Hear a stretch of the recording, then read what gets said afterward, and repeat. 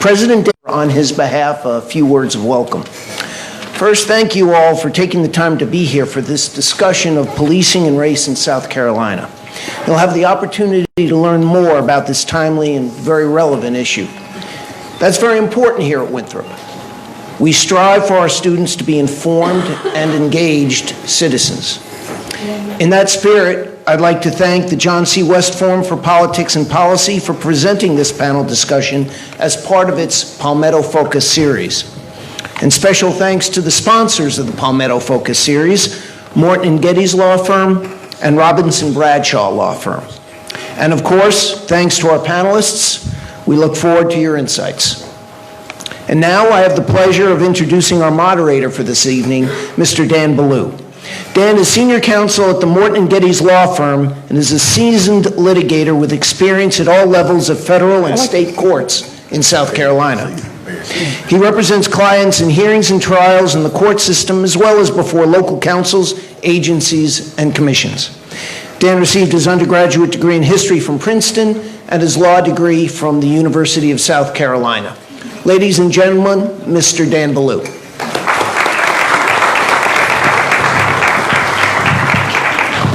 Thank you, Jeff. And I also want to thank Dr.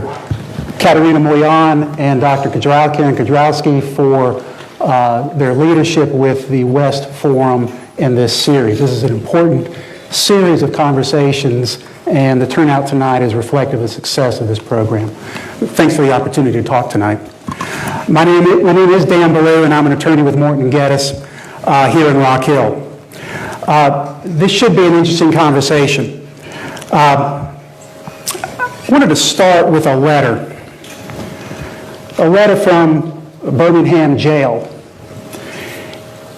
And without reading all of it, the part that stuck out to me the most says, "Injustice anywhere is a threat to justice everywhere. We are caught in an inescapable network of mutuality tied in a single garment of destiny. Whatever affects one directly affects all indirectly." When Dr. Martin Luther King wrote those words from the inside of a prison cell 54 years ago, he was laying out an argument for nonviolent protest, for sit-ins, boycotts, and marches as a civic response to unjust laws and the unjust application of laws, what he called nonviolent direct action. And if you haven't read his letter, or if you haven't read it recently, it's as timely today as it was over 50 years ago. And I commend it to you as one of the great works of political thought by a true modern American patriot. We as Americans today continue to wrestle with the intersection of laws and those who enforce them on the one hand, and people of color who are disproportionately impacted on the other, and it has created some disturbing but familiar statistics. When African Americans and Hispanic Americans are statistically stopped, arrested, incarcerated more often and for longer terms than white Americans, it calls into question our commitment to the due process guaranteed by our Constitution. And when people of color are statistically more likely to be shot during an arrest than white Americans, is there any question why many people doubt the justness of our laws and the application of our laws? So here to help us today consider ways to mend this single garment of destiny are three experts with firsthand knowledge of the issues. First, on my far right is Dr. Adolphus Belk, Jr., professor of political science here at Winthrop. Many of you already know Dr. Belk. He graduated from the University of Maryland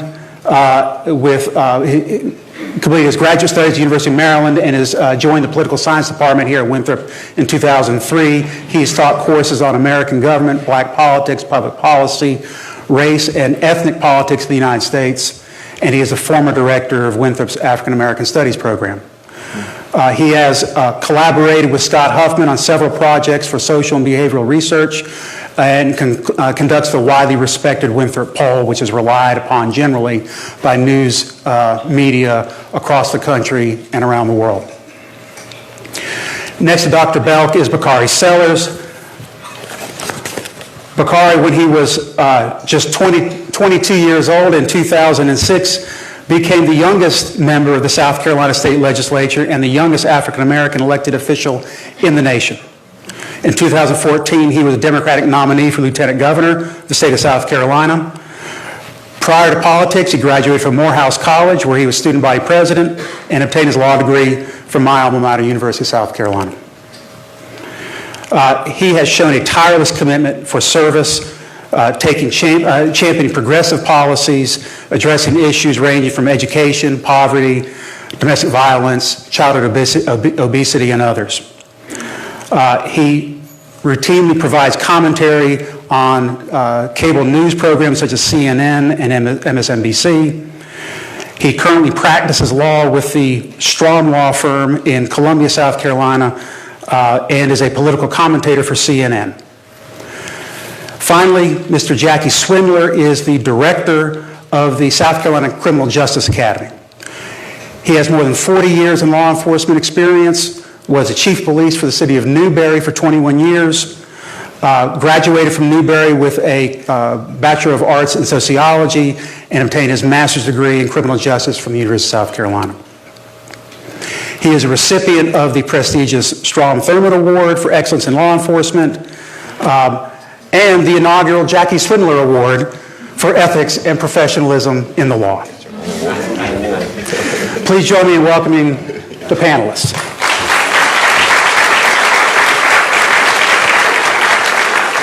The format for tonight, I'm going to allow each of our panelists about 10 minutes to give an opening statement, kind of summarize their perspective on these issues, and then we'll open it up to questions. I have some pre-printed questions provided by faculty and the Furman Diversity Project, and there are people who are walking around collecting questions. If you have already written questions that you would like to ask, Dr. Moyan up in the corner will be happy to take them throughout the program.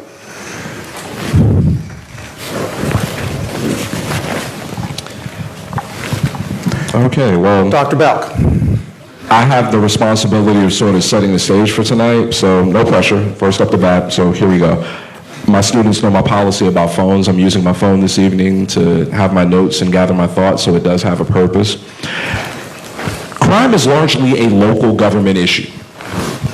The responsibilities of responding to crime are local government issues. Today we have something like 12,000 police departments across the United States, about 605,000 employees, most of them sworn officers. And so this means that you have a great deal of variability in departments across the states. About 25% of all of those employed in the law enforcement profession are people of color. About 1 out of every 8 are women. About 1 out of every 4 work in departments that employ fewer than 10 people. So a lot of variability. Some officers also work in departments where they're required to have at least a 2-year degree to get into the profession. But these things are different across the states. So if crime is largely a local government responsibility, how did it become a national concern? It becomes a national concern during the 1960s, particularly during the 1964 and 68 presidential campaigns. Candidates like George Wallace used crime as an issue in order to woo disaffected voters. And in a fashion very similar to today, where the Black Lives Matter movement is being conflated with violence and lawlessness, civil rights demonstrators were conflated with violence and lawlessness. And if you look at the public opinion research on the matter, there was not a lot of contemporaneous support for the civil rights movement, in much the same fashion that there's not a lot of contemporaneous support for Black Lives Matter. And so crime and nonviolent protests all got mixed in together to build momentum for a greater federal role in crime fighting. This is what transforms into the Get Tough on Crime movement that really gained traction during the administration of President Richard Nixon. And there you saw the federal government making more resources available to local law enforcement departments. Those resources expand during the 1980s and 1990s with the war on drugs. As someone who grew up in New York City at the height of the explosion of crack cocaine, I can tell you as a witness to that era that the current engagement for the opioid epidemic is quite different from how people responded to crack cocaine. The response then was to bring in more money and more excess equipment from law enforcement and to create measures that would result in longer prison sentences for drug offenses and things of that sort. What I'm really describing here is the emergence of mass incarceration in the United States as a crime-fighting strategy.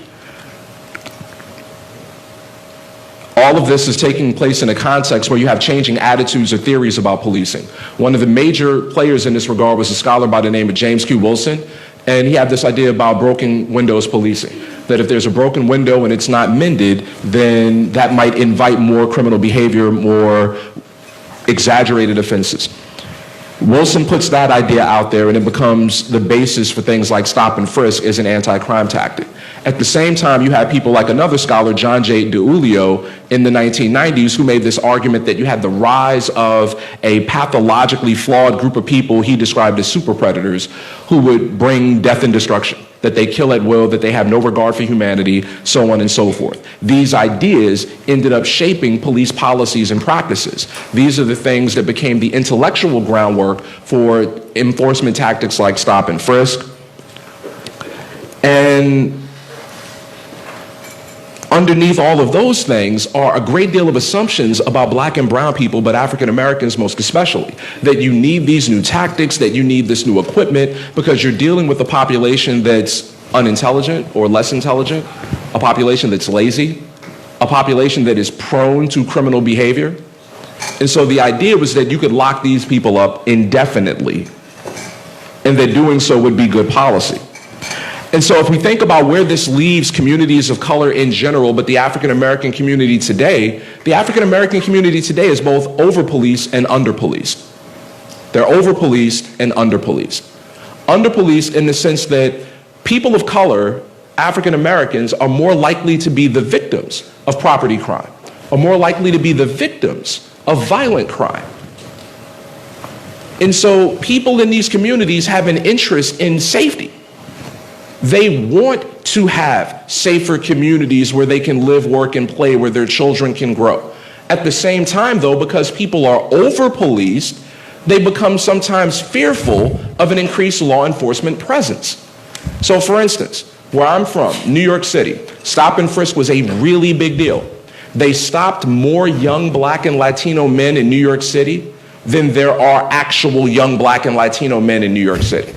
I will repeat, they stopped more young black and Latino men in New York City than there are young black and Latino men in New York City. How does this happen? Same people being stopped multiple times. What has all of this produced? The research on some of this stuff, whether it's stops in the street or stops with motor vehicles, blacks and Latinos are less likely to have contraband, drugs. They're less likely to have weapons. While people might be stopped in many places at the statistically same rate, what happens after that stop are where the differences come in. More likely to have their vehicles searched, more likely to be arrested, more likely to have force used during the course of that arrest, and in some cases, more likely to end up dead during the course of that encounter. There are millions of encounters between members of the law enforcement community and Americans that do not result in arrests, that do not result in the escalation of force, that do not result in using service weapons to kill people. But when those bad things do happen, the victims tend to be black or brown. And if you're operating in a context where black people have been constructed as being super criminal, super predators, then that might make you somewhat antsy in encountering folk. So ultimately, part of my hope with this conversation is that we can talk about the sort of things that inform our perspective. Police officers don't operate in a sterile lab-like environment. They're part of the society. And if there's something that's ailing the society, and that society is then producing law enforcement officers, we can't then act surprised when these things start to ail institutions. So in closing, if you look at the data on fatalities, you'll see over and over and over again that a lot of the people had weapons. A lot of people did things where they resisted arrest. But then there are these cases. No weapons, no resisting, and folks still end up dead. We didn't have this data for a long time because people either don't gather data on questions they don't know to ask, or they don't gather data on questions they have no intention of answering. The Washington Post in 2015, following the high-profile deaths of a number of unarmed civilians, started gathering that data and created an interactive, searchable database from 2015, 2016, 2017, where you can go through and look at these cases. And if you see hundreds, 900, 700 people who died at the hands of law enforcement, you can then go through and learn more about the circumstances, the race and ethnicity of the person involved, whether that person had a drug possession, whether that person had weapons, whether that person had mental illness. And so the data can actually help law enforcement because it can demonstrate to the public that they're not indiscriminately using force, but the data can also be used to hold people accountable when they do. Clap. I felt like Jeb Bush. Please clap. I want to first thank you guys, especially all the young people that are in the room, because I actually came into this building quite tired. I teach a course on progressivism and politics and the role of race in politics in the South at the University of Chicago on Monday nights. And so I fly in very early on Tuesdays, and so Tuesdays are very, very long days. But getting here and seeing this room packed from top to bottom actually gave me a lot of energy and made me re-engage and very excited to be here. And so from the bottom of my heart, I just simply want to start off by saying thank you for being here. Thank Winthrop for having this discussion. And for the individuals who put this discussion on, you deserve a pat on the back because this is not a one-sided conversation. In this country right now, many of the problems that we have are because individuals retreat to their own silos and they only search out news or search out opinions that reinforce their own. And right now we're having a discussion that is going to have various opinions, but one common goal. I believe that goal to be that law enforcement is able to get home safely every night and that individuals they come in contact with get to get home safely every night as well. But my perspective is a little different than that of the scholar to my right and that of law enforcement to my left. I want to talk from the perspective of the movement and where we are. I always ask myself very simple questions. How far have we come? And then I like to investigate where do we go from here. And so when you think about these questions, my father, for example, used to carry around a picture of Emmett Till in his wallet. He's a part of what we call the Emmett Till generation. It's a generation of freedom fighters who were spurned along because of the death, the dismemberment, the disfigurement of the face of Emmett Till. It was in Jet magazine. His mother was so strong because she allowed Emmett Till's casket to be an open casket. If you haven't seen this picture and you're in college, shame on you, but Google it because we have the whole world at our fingertips and look at that image. And my father would always say he would keep a picture of Emmett Till in his wallet. For many of us, though, that are part of this new generation of social justice fighters, people who are still very young but still believe in hope and love and truth and justice and peace, we became spurned on with Michael Brown. Now, mind you, Amadou Diallo was before. You had a number of instances before, but for us, it was Michael Brown. It was the streets of Ferguson. And one of the things that really struck me about Michael Brown was something that I realized was going on in this country, and sometimes it has to smack you in the face, but it wasn't the circumstances surrounding his death per se. But it was the fact that law enforcement at that time allowed Michael Brown's body to stay out in the sweltering heat in the middle of that project on that asphalt for hour after hour after hour after hour, with his mother having this really, really, really high-pitched screech in her voice trying to get to her son. And so what I realized is that in not every case, but in too many cases, persons of color, individuals of color, and we can talk about the various institutions of oppression, but for this we're talking about our criminal justice system, do not get the fundamental benefit of their humanity. So what does that mean? That means Michael Brown committed a strong-arm robbery. That means Eric Gardner sold Lucy cigarettes. That means Alton Sterling was selling loose CDs. That means Philando Castile had, I believe, 40 contacts with law enforcement. Although he was a CWP holder, we will talk about that later. Tamir Rice, his only crime was being a boy. All of these individuals may have committed a crime, but the sentence for that crime is not the death penalty. And so when you look at this, you understand that we're dealing with a structure and a system that is fundamentally broken. That's why when individuals ask you simple questions like, well, how does your thesis work when you look at the officer who shot Philando Castile and that officer was Hispanic? And I say, because it's not the individuals that were in the incident, it's the system that is fundamentally broken. Or they say, what about Zachary Hammond? Because I raised hell on CNN for a very long period of time. How many people know the name Zachary Hammond? Zachary Hammond was a white kid. Man, you guys need to watch more CNN. Zachary Hammond was a white kid who was literally driving away, and they fired it to his car 120 miles away from here in Seneca, South Carolina. That individual should still be alive. Walter Scott, we saw on tape, and we can talk about the incident that occurred, because not only do I have a problem with the officer in this case who fired the shots, I also have a problem with the black officer who was there, who signed and falsified an incident report which he knew to not be true.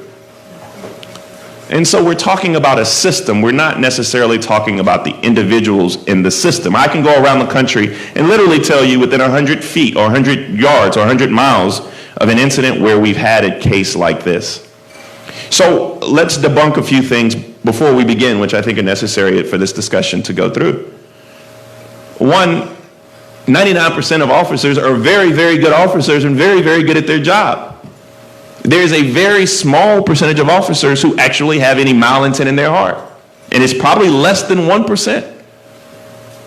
It's a larger percentage of those which are not trained properly, and it's a larger percent of those who have to deal with implicit biases.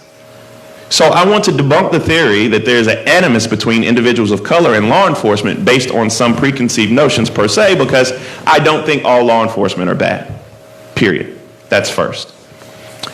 I do think, though, that there is what we are starting to, and while we're debunking things, and you talked about contact with law enforcement, I have to tell you this. Black on black crime is a fundamental myth. So if anybody in here who's been listening to Rush Limbaugh before you came in here, which is fine, and wants to raise the theory of black on black crime, let me debunk that first. It is a fundamental myth. 86% of all white people who are murdered at the hands of other white people. Crimes are committed in this country by individuals who look like the victim. The reason being is because we are a very, very segregated country. So white people sell drugs to white people, black people sell drugs to black people, and when you have crimes, they are usually within the same race. Overwhelming majority, 80% plus. It's a fundamental myth. People say, what about Chicago? It's a democratic city. You have tough gun laws in Chicago. Why are the murder rates so high? Because 80% of the guns that come into Chicago don't come in from Illinois. They come in from Indiana and Wisconsin, which receive Fs for their gun laws. So now that we got that out the way, we can actually have substantive discussions about how we remedy this. And I didn't come with no solutions. I'm using my phone too. You know, my friends throughout the country, and we talk about Black Lives Matter, and we talk about the substance of the organization, and we talk about things, but we do have ideas. There was a 21st century committee on policing. We called it the Ferguson Commission, that was put forth by Barack Obama. And some of the things we asked for were ending broken windows policing, community oversight. That's one of the big things that's going on down in North Charleston right now. Limit the use of force. I mean, I think we've seen instances where, for example, God forbid, but there was an incident at Texas Tech 2 nights ago. It was last night? Last night, where an individual, they were doing a welfare check, they found drugs. They brought the individual in the police station, and he shot an officer in the head. What happened next, though, I think highlights my point. The individual ran. He was tackled. and arrested. He had just killed an officer. He ran, was tackled, and arrested. And so you juxtapose that with images like Terrence Crutcher, who had his hands up, or Philando Castile, who was in a car, who didn't get that same benefit of their humanity. Or you look at, or Dylan Roof, for example, who not only got arrested, but got Burger King. The reason he did get Burger King is because law enforcement, they like to kind of woo you when they're bringing you in, but I'm sensationalizing an argument, but it highlights the point. Limit use of force. My biggest thing in the state legislature, I'll get to that last. Community representation. This is a lot of individual responsibility, especially for my young African-American males in here. A lot of times at the Criminal Justice Academy, they are looking for young African-Americans to come and join their police force. We have to get rid of the stigma that somehow going into law enforcement is bad. We need more young black people to be policing our communities.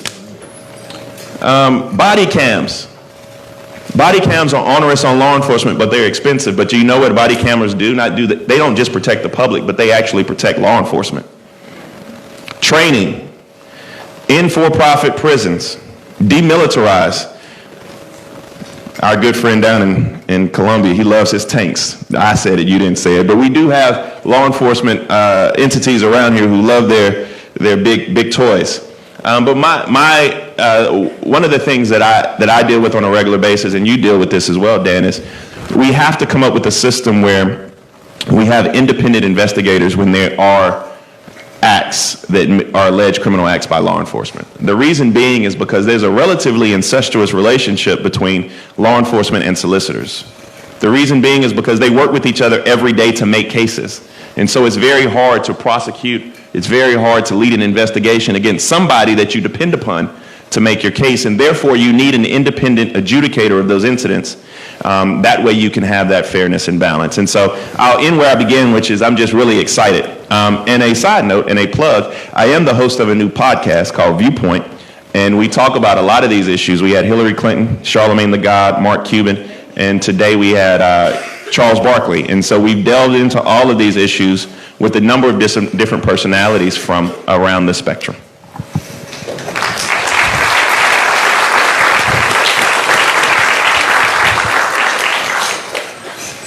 Wouldn't you like to be me following?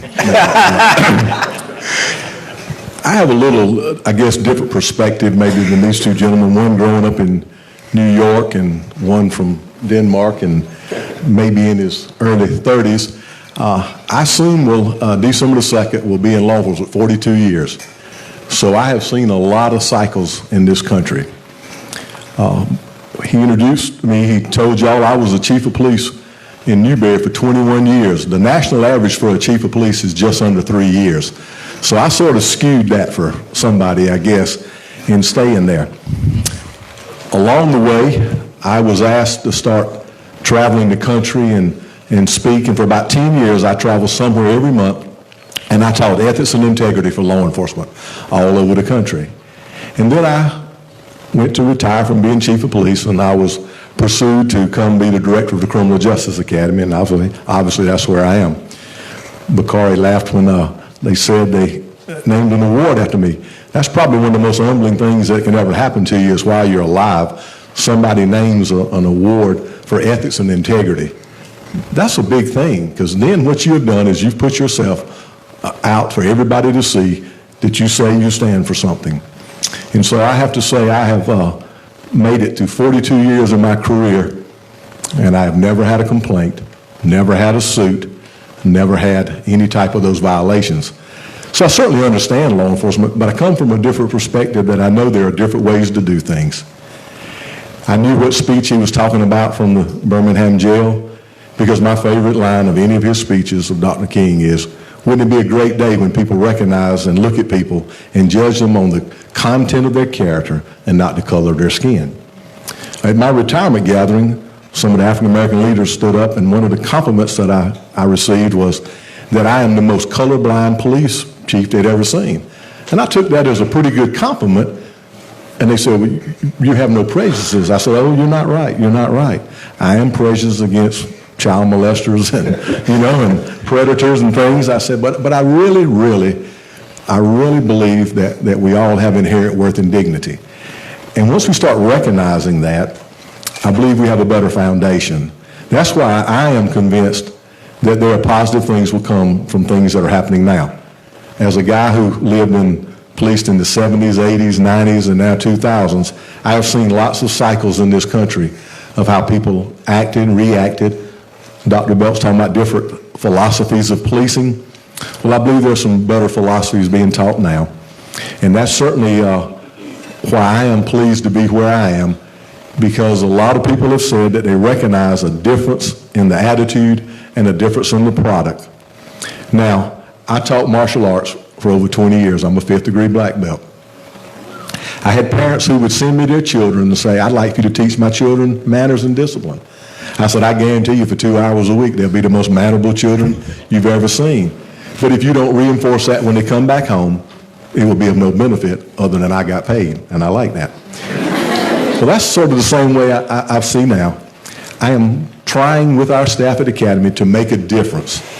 In South Carolina, you may or may not know that all police officers have to come to that one central academy. All police officers are trained there, whether you're a state policeman or a sheriff's deputy or a city policeman, you come there.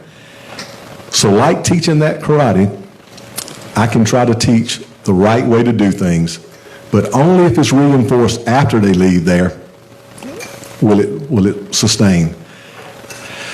I get to speak a lot to my peers, so I talk constantly to chiefs and sheriffs, and I talk a lot about how to recruit and attract that right individual, how to vet them. I tried to do things a little bit ahead of the curve, Bakari. I introduced in legislation last year through our budget for the General Assembly to fund psychologicals for our new hire. And they gave me $550,000 to do that. That has never happened in South Carolina. It started Monday on October the 1st that if you're a hire, you have to have a psychological. And so you have to be vetted. I believed ahead of time, before anybody ever tried to mandate, that that's what the public expects. That if you're going to put somebody in a position of authority, who I will tell you right now, these are very important people. But the police officer is the most important and powerful job in the world, because no other position is granted the authority to legally take someone's life.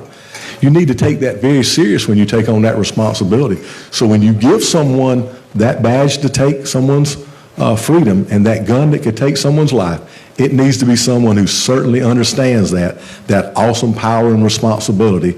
So therefore, they take it that serious, and we need to vet them, that they are someone who's doing this for the right reason. And so I get to speak a lot about servanthood and how we put people first and how we recognize inherent worth and dignity in people. And so we get to preach that a lot. We've implemented quite a number of things this past year. We brought in a nationally known police chief, and we filmed him, and we pushed out to 11,000 police officers de-escalation training. It's how to talk to people. It's simple sentences of things to say to people where you let them know that you understand, that you're listening, and that you care, and that I'm not talking over you, above you, but I'm listening and I'm doing this. So we did countless training of that. We did use of force. We've just produced a video. He mentioned the case in Seneca. I never mention a certain case and say this is why we train, but Ray Charles and Stevie Wonder ought to be able to see what training we're doing. And we introduced training about not putting yourself in front of a moving car and not shooting into a moving car. I try to ask every one of these new recruits, open your T-shirt and show me your Superman, and they don't have that. So you can't stop a car. So get out in front of that car. Don't put yourself there. That one act alone in this year that we've trained this has already reduced officer-involved shootings in South Carolina. One simple training of don't put yourself. He's talking about that young man. I won't go into particulars of that case, but he's right. The young man would be alive if you don't put yourself in front of a moving car. So I see police who will say, well, I was justified. I was scared. I was in fear of that car. Well, daggum. Every one of y'all could crank up a car and run over me, but why would I put myself in front of that moving car? So training is so important, so important. So we get to do a lot of speaking. I looked at what we teach, and we're constantly teaching about biases and prejudices and communication to the tune of about 73 hours while they're there at basic training of how to respond to people, how to talk to people, how to treat people. They teach that in adult teaching that the best method is scenario-based decision making. So we're trying to put these recruits into situations where they can think and think about what are the consequences of your decision and what will be the results. And then are the results what you desire? And so by doing these decision making, it hopefully makes it better. I will tell you this. You can tell I'm very proud about policing because I told you about the authority and power. I'll tell you this. Unlike my dear friends who are attorneys, they get disbarred, they come back in a short period of time. In police work, if you become decertified in the state of South Carolina, stick a fork in it, you're done. You do not come back. I am the director of the post which holds your certification, and we take certifications all throughout the year. We administer sanctions and suspensions every month, and we decertify officers who can no longer ever police in this state. And then there's a national database that we enter them, and if you go somewhere else and try to be a police in another part of the country, if that agency did due diligence and vetted them, they would see that they've been decertified, and that will tell you, you do not need that person in law enforcement. So there are a lot of mechanisms that are being put in place, and I believe a lot of good training. This beautiful young lady asked me something in interviewing me about what do I see about the difference in the young recruits and such. Well, I have a sense of humor. If I am sane, it is because I laugh and I have a sense of humor. And I tell these young recruits, and I pull out my phone, and I say, you cannot go on a call and stand at the door and go, dooka, dooka, dooka, dooka, dooka. Hey, you and your wife fighting? Don't. Not right now. Dooka, dooka, dooka. I said, you can't do that. You've got to knock on the door, you've got to go in, and you've got to look at people and communicate. So that's a big difficulty right now. Too many people are sitting in their room playing video games as opposed to getting to know people and interact with people and learn people. At one point at Newberry, in the city of Newberry, while I was chief, we had over 10,000 Hispanic individuals in our community. I went to a lot of them's house, and I ate things that wasn't Taco Bell, I'm telling you. I learned culture and I learned people. And so I think it's wonderful to get to know people and meet people.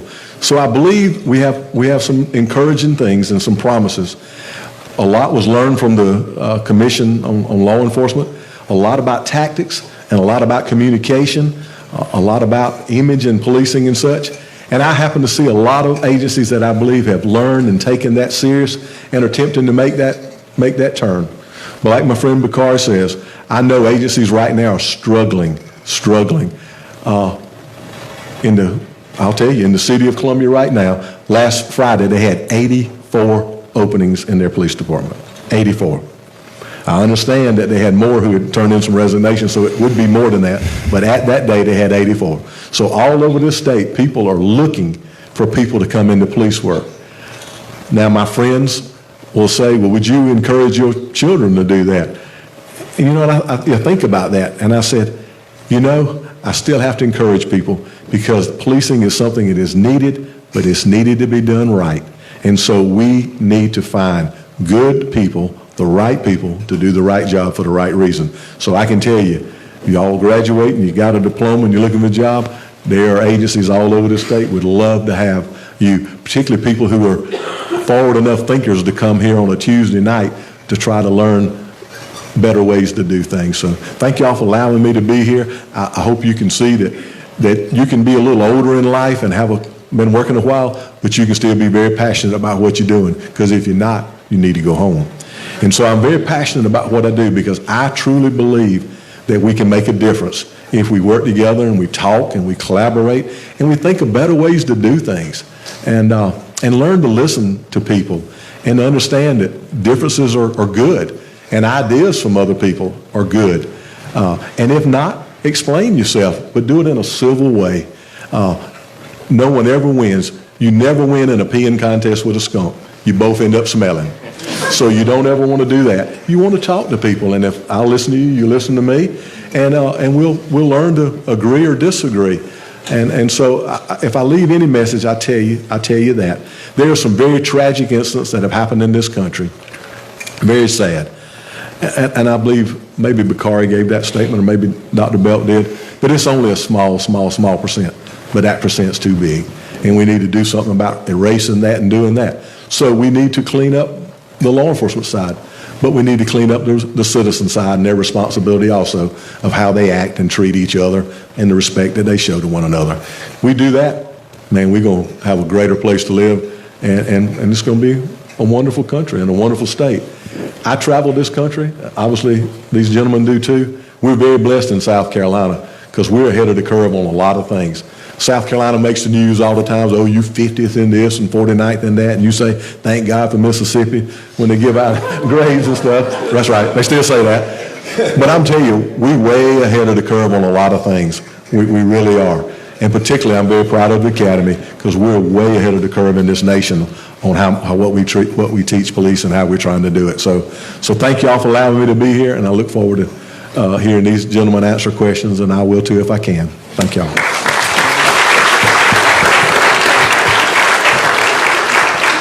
Jackie, let's go ahead and get started and talking. Some of these questions focus, and y'all have talked a lot about what is going on, but let's talk about what we're doing in South Carolina, in our communities around the state, to address some of these issues. One of the things that has been mentioned before and tonight already is the idea of community policing.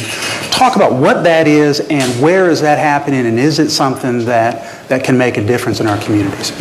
Well, this is a concept that's been around for a number of years, but it's been tweaked in all kind of different ways. But the communities that I see are successful is that the police understand their role and the community understands their role, and you develop a line of communication and a partnership. I'll tell you, again, y'all see I somewhat have a sense of humor. I had people call me when I was chief and they thought they were tattletelling, and they said, Chief, you got some officers down there shooting basketball in the park. And I said, well, did they make 3-pointers or 2-pointers? And they kind of like was taken back. And I said, I told them to be there. I like that, and so it's what you do. You still have to have policing. That part is in there. But it's no different than parenting. Your parent does things because they care and they love you, but they do have some measure of discipline. And police involves some measure of discipline, some measure of doling out medicine.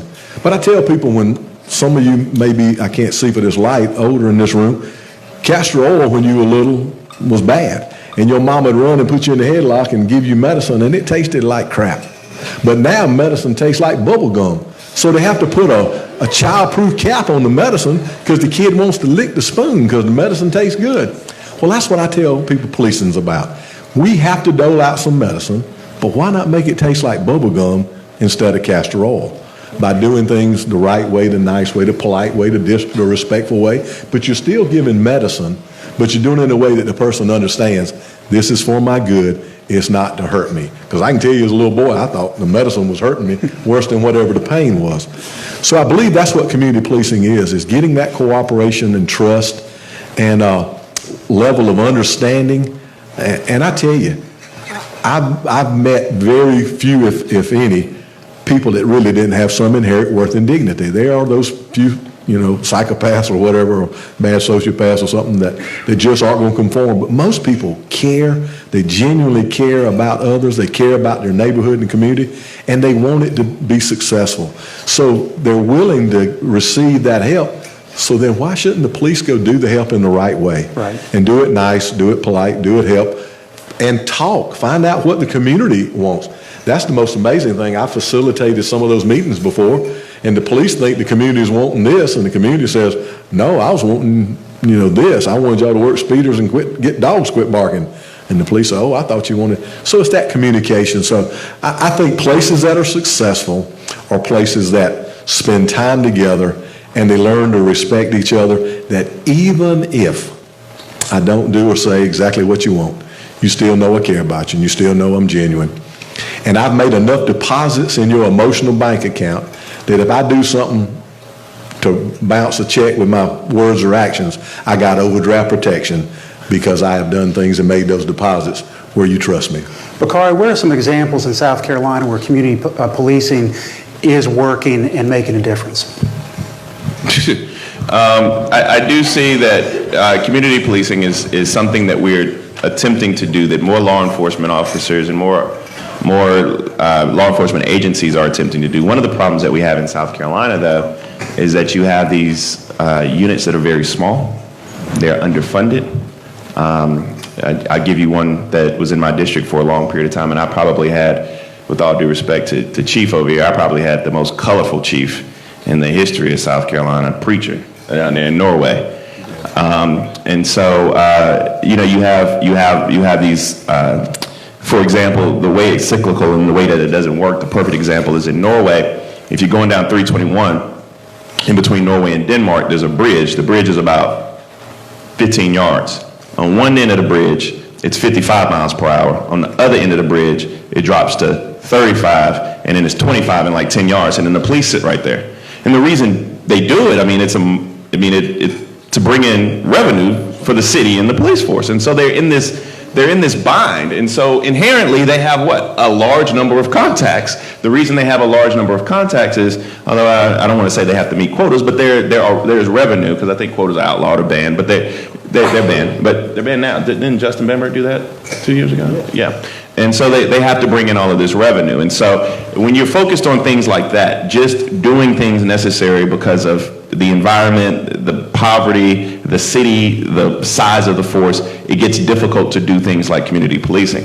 Now, in your larger areas, the Richland County Sheriff's Department does it very well. You see, I've always thought that Chief Greg Mullen, he's an example that I use around the country. Chief Mullen is the chief of police in the city of Charleston, well, formerly chief of police in the city of Charleston. And Illumination Project. I mean, but there was not a place, in especially within black communities, that they didn't know Chief Mullen, they didn't know their police officer, they didn't feel like they could talk to him. Now, the irony is that you go about 15 miles north and you're in North Charleston and you got some other issues. But you see what the result is, and that's because Charleston is a city that properly funds their police officers, properly pays their police officer, gives them the resources necessary. And so a lot of the problems that we have in South Carolina are due to poverty, and a lot of the problems that we have in law enforcement are due to poverty of these areas, because it's very difficult when you don't give police officers the resources to do necessary things like community policing. Dr. Belk, let's talk a little bit about, change the subject a little bit, let's talk a little bit about the connections between poverty and racism, and specifically, do you have what do you believe was the effect of having an African-American president, President Obama, on racism in our country, and it went away? In Denmark. Only in Denmark. Only in Denmark. Are we truly living in a post-racial society? It got worse. It got worse. It was measurably worse. Researchers at Stanford University partnered with the Associated Press to do a survey. And they did a survey in 2008 to establish a baseline. They did a follow-up survey in 2012. And what those results revealed is that anti-black prejudice, anti-black bias, explicit and implicit, worsened from 2008 to 2012. People thought that Barack Obama would help to bring Americans together. He was like, there's not a red America or a blue America, there's a United States of America. And things got worse. That the president himself was subjected to anti-black bias. At the beginning of his administration, the Republican Party said that their greatest priority was to make sure that he was a one-term president. This came from the majority leader, Mitch McConnell of Kentucky. And so there was a deep-seated opposition to him, but then more broadly in the society, anti-black bias worsened. What sort of things am I talking about? The survey respondents were more likely to believe that African Americans, a majority, by the way, of the survey respondents, were more likely to believe that African Americans were less intelligent, were more likely to believe that African Americans were lazy. People have been saying we are lazy since we stopped working for free.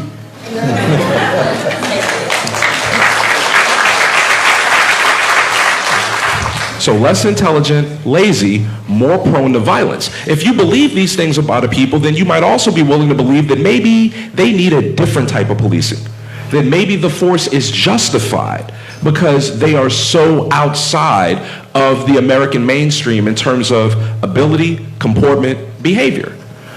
So despite all of the hope for change, America sort of reverted to form, and these anti-black biases worsened. That same survey instrument demonstrated that there were biases against Latinos and Latinas as well. So when we talk about the policing, here's what's interesting to me. Mr. Sellers talked about black-on-black crime as a sociological construction. It is. But notice the burden that gets placed on civilians when we talk about something like the shooting of unarmed people in places like Chicago. Laquan McDonald, who was 17 years old, and they lied about how he died and then confiscated the video from a nearby Burger King, which provided information on how he died. The same Chicago Police Department that had a black site where they took people and forced confessions. Folks say, well, what about black on black crime? First off, you don't give a damn. First off, you don't give a damn. Because people only invoke Chicago or Baltimore or these other places as a rhetorical talking point to destabilize arguments about legitimate conversations regarding the use of force. Second, when we look at places like Chicago or Baltimore or these other places, there are real concerns and demonstrated patterns of behavior where people have violated the public trust. But we say to the black residents of Chicago, you need to do something about black on black crime. To Baltimore, you need to do something about black on black crime. We say to Muslims, when an act of terrorism is committed, that the good Muslims need to come out and identify the bad Muslims in their community and work with law enforcement to bring them to justice. I don't see anyone saying to young white men or older white men, you guys need to get involved.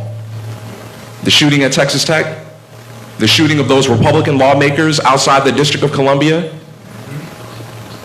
the shooting in Las Vegas, Nevada, that these things are not placed on those white folk in the way that these burdens are placed on people of color. Where am I going with this?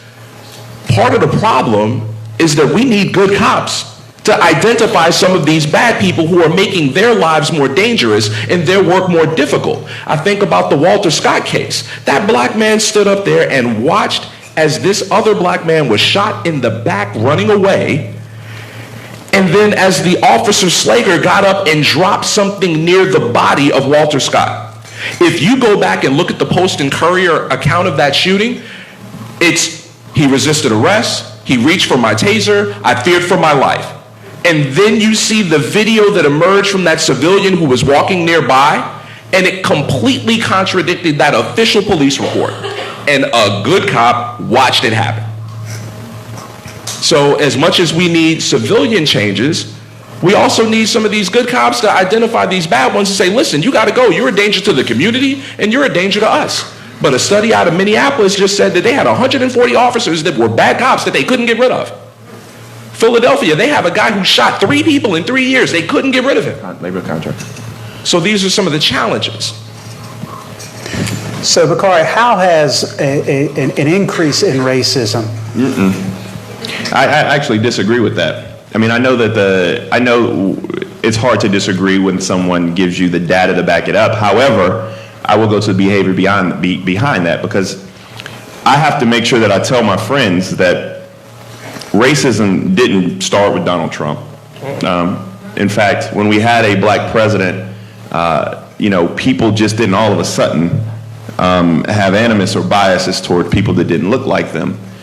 I think it was always there. But what has happened is I'm old enough to remember when it wasn't cool to be racist. So now when people call the survey and say, do you think black people are less intelligent? People are more inclined to say, yeah, I think so.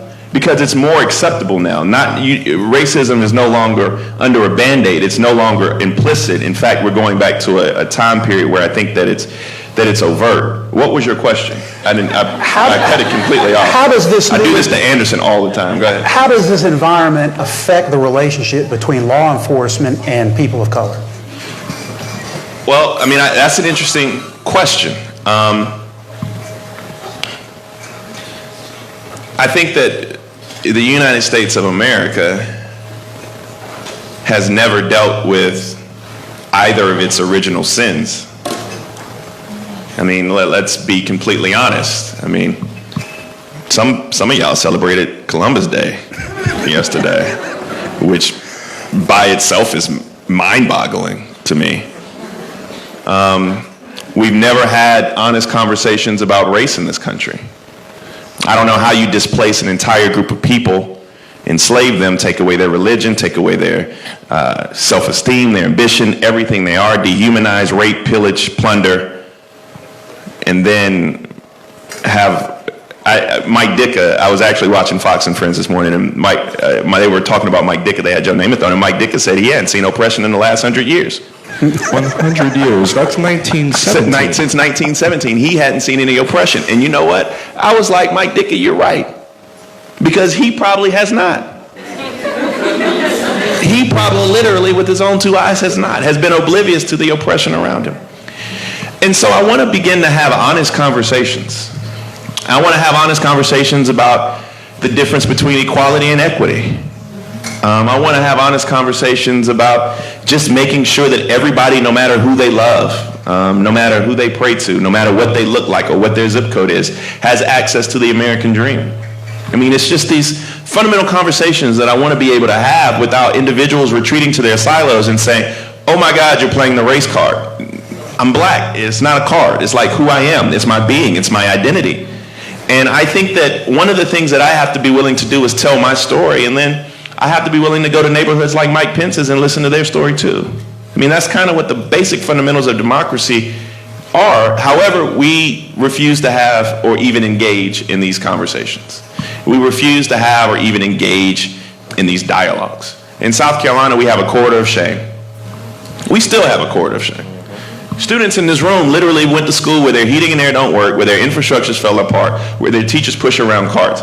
And then they have to go and take out $100,000 to afford an amazing school like Winthrop, and we do everything the country tells us to do. And then you graduate with this amazing degree, and then you still can't get a job, but you're paying $1,200, $1,300 a month in student loans. And you just realize that it's kind of cyclical, but we don't take enough time to sit down and talk to these individuals, young people, about the pressures they face.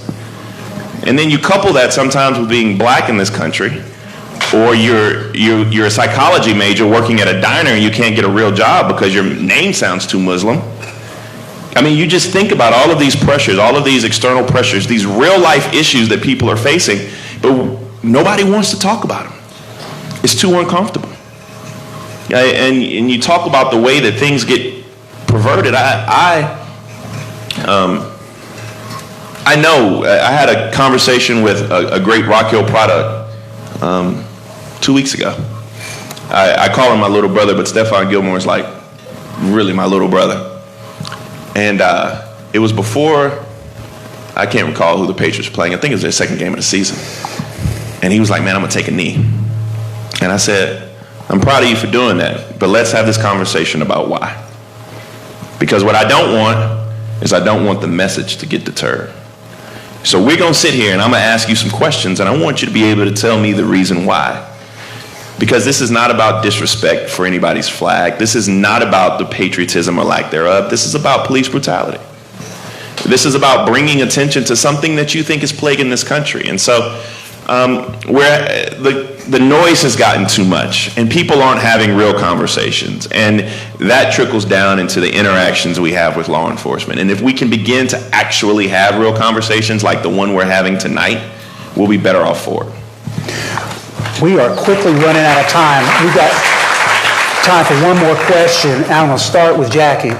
How is the role of the media make your job more difficult, and what can the media do to turn things around? Well, I hope y'all not want to go home real quick if I want to really answer that, but I'll try to be as brief as I can. It is amazing how much the media, I think, stokes the flames of fire of things that really shouldn't be stoked. They try to make it an issue. They try to make people pick sides or pick colors, which is funny. I've said something somewhere one time and somebody said, "Fox watcher." And I went, "What in the heck did they just call me?" And my friend said, "They calling either you're a CNN or a Fox." I went, "Huh?" And I thought, can't you watch both? But anyway, it's amazing how people will stereotype who you are or what you are or whatever. So I think the media has a lot to do with that, trying to say all people are like this, all people are that, all people are that. And they want to look at your motive before they get the facts. They're so quick to jump to why someone does something. So to me, there's racism all throughout this, because people are showing their prejudices when they're immediately saying, because you are this, like if you're Muslim, you're going to be bad. If you're black, you're going to be lazy. If you're Asian, you're going to be able to play ping pong or do math good or whatever people do. I don't know. And poor old redneck white boy like me, I don't know what I'm supposed to be good at. I don't know. So what I do is I sing and I dance, and then people say, dang, I didn't know white boys could sing and dance like that. So I try to change all that and stuff. Because that's what the media does. They will put everybody in that little box and say, oh, you're this or you're that. And that's what's wrong. And so people feed off of watching that. They sit and watch and they believe all the rhetoric that's told. Before the intelligence that you have, you go and find the facts yourself. Why not go research it? Bakari's challenging you to watch more news and stuff or Google more things. It's amazing the people that I talk to that don't know the difference in Iraq and Iran. They don't know where Syria is, and they don't know what's going on in South Carolina in some of the places he's talking about the Carter shame. They don't even know what area code that is or what those schools are facing because they haven't left their own little area, or either they just believe in what the media's telling them. So I tell people, don't buy into everything that someone tries to tell you. Be intelligent enough yourself that you want to go see for yourself. And then I tell people, don't be surprised if you find out that a lot of people who may look different than you are some wonderful people that you've now made friends with, then life is better.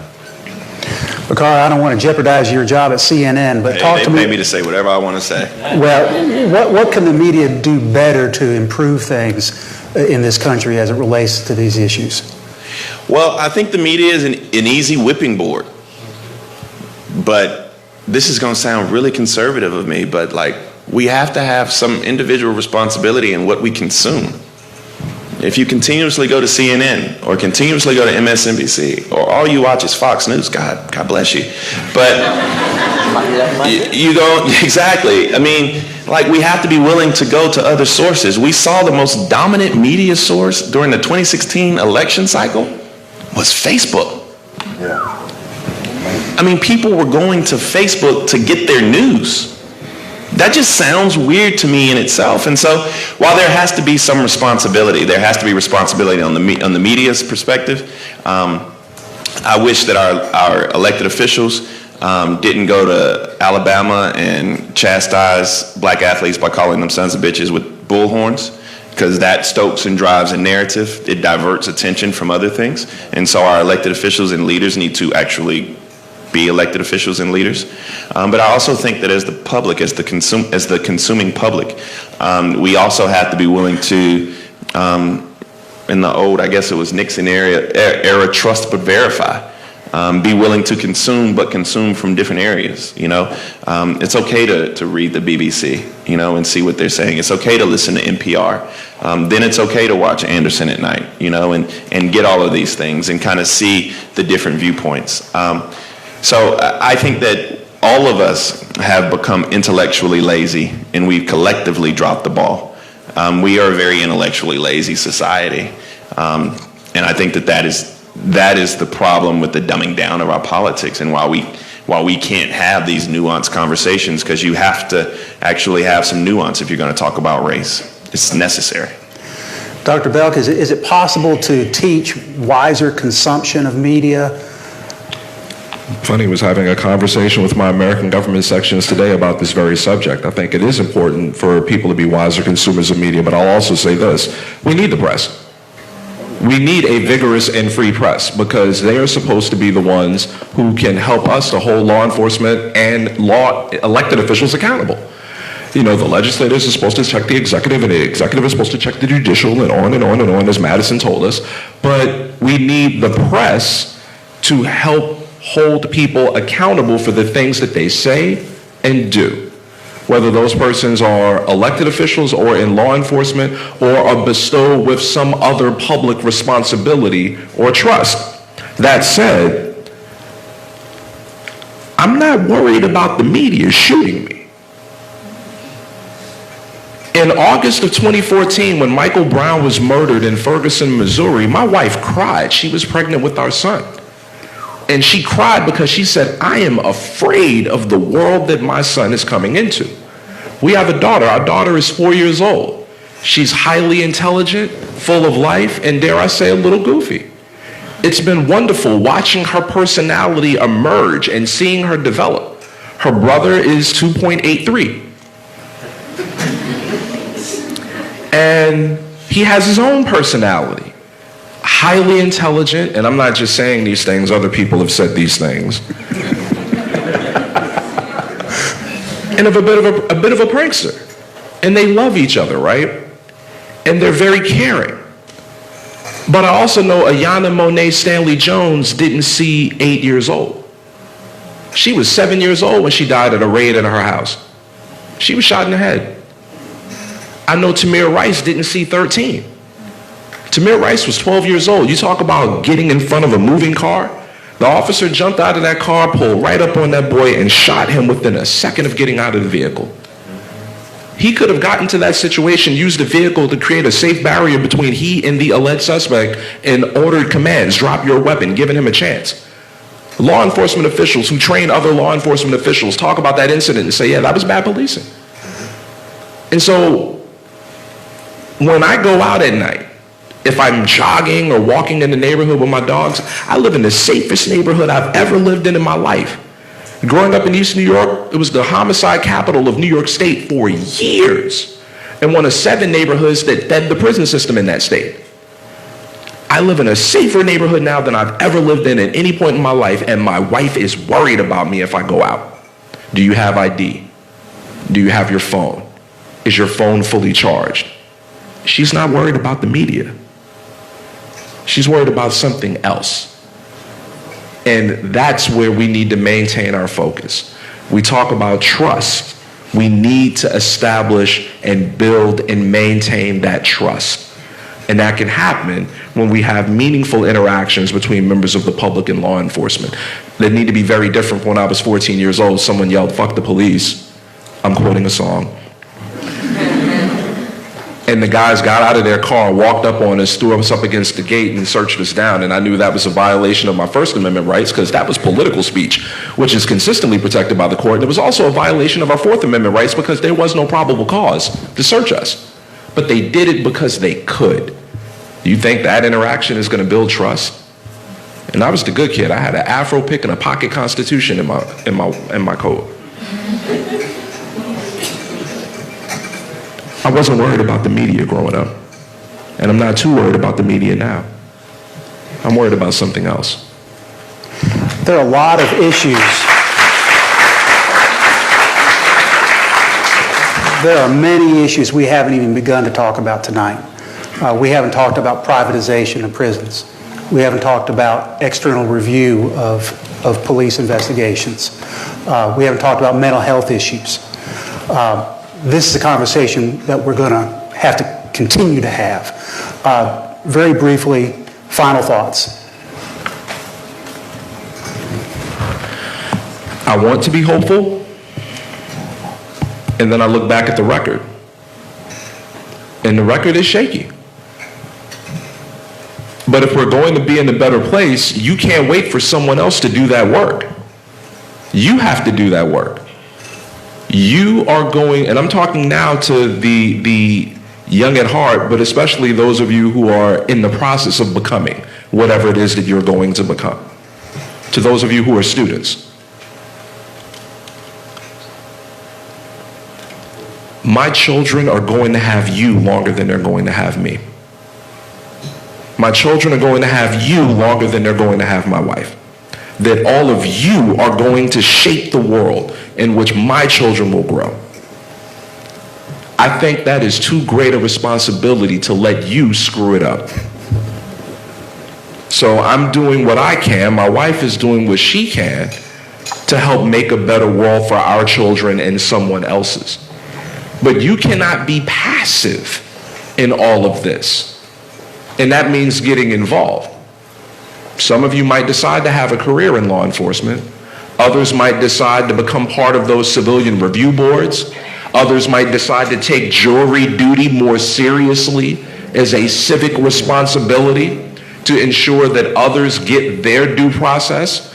There are a lot of things that all of us can do to make this a better world, but I can't think of any major problem where we've said, let's do nothing and hope that it gets better.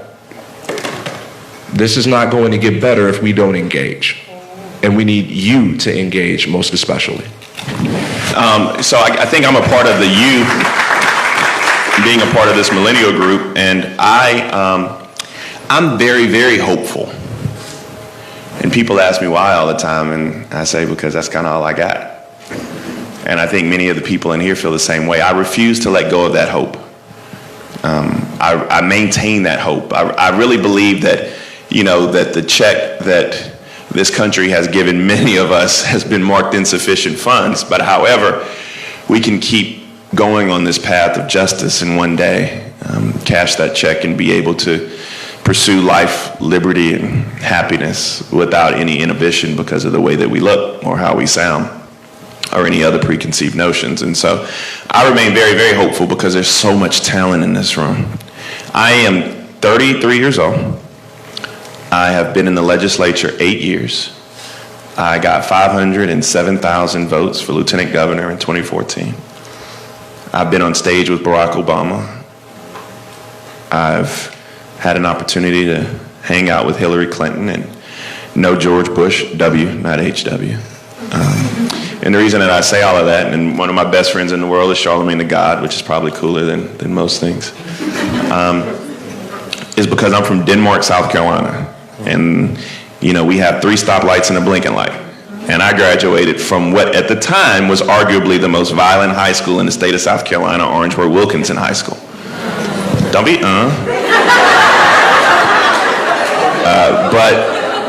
But I'm here today largely in part because I dedicated myself to something larger than myself, and I remained hopeful. And so I encourage all of you all to do that as well.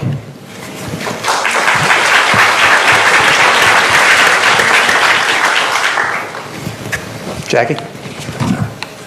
I'm just going to close with inviting all of you students and your professors to take a field trip and come to Columbia and have a tour of the Criminal Justice Academy. I'd love for you to see the training facility and see what we do and what we work with. And so I'd love to see Dr. Belk and the other professors bring their class down and we'll give them a tour. And I think you'll see. But I do have hope. Again, I've been around a long time. I believe there are a lot of good people who have big hearts and really want things to go well, but you can't sit back. I have never missed an election since I turned 18. I have voted for everything. When it's one city council member, and they said, you don't need to go vote. I said, I'm voting because I'm going to talk. And I don't believe you can talk if you don't vote. So that's the way I grew up. So I voted for every election that's ever happened. I believe we need to take a role in that. I try to encourage people to get involved with all types of situations, boards, panels, all these things, because I think you need to get involved and speak your mind. And if you can make suggestions, please do, because that's how we're going to get better. So I encourage you to grow and to be strong, be smart, learn about other people, and look at people and don't just judge people. And I think we're going to be better. Thank you. I want to invite our panelists and everyone to the 3rd floor. We'll be having a reception following the program tonight. Join me one more time in thanking this fantastic panel.